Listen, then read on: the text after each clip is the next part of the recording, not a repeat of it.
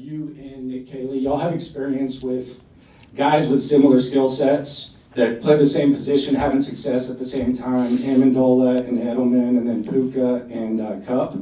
You brought in Kirk, who works a lot in the slot. Is it safe to say that someone who primarily worked in the slot in college, like you're not going to shy away from him just because he did majority of his work in the slot like Christian?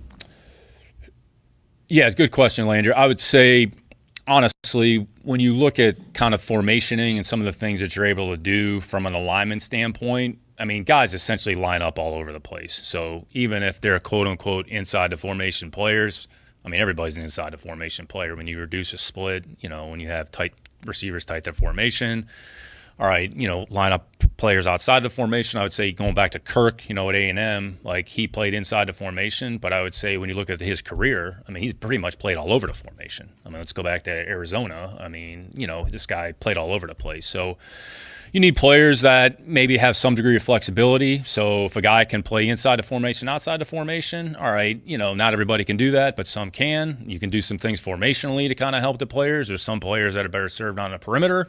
Try to keep him on a perimeter. If he's an inside-only player, okay, well, then he's an inside-only player. Like Amendola, I would say, was an inside-only player. I would say Edelman wasn't an inside-only player. Like Edelman was able to be a multi-purpose player, plenty of snaps to him on a perimeter. So it goes back to the same thing. What does a player do well?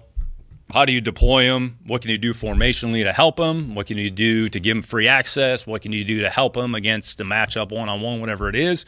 So, I mean, we'll look at everything. But, again, you need three or four receivers that are going to be able to do multiple things unless they do something really, really well. And you want to just put them over there and say, okay, like leave him on his own, and then we can handle the rest of the formation with these other guys over here. So, I mean, Gronkowski was a quote-unquote tight end.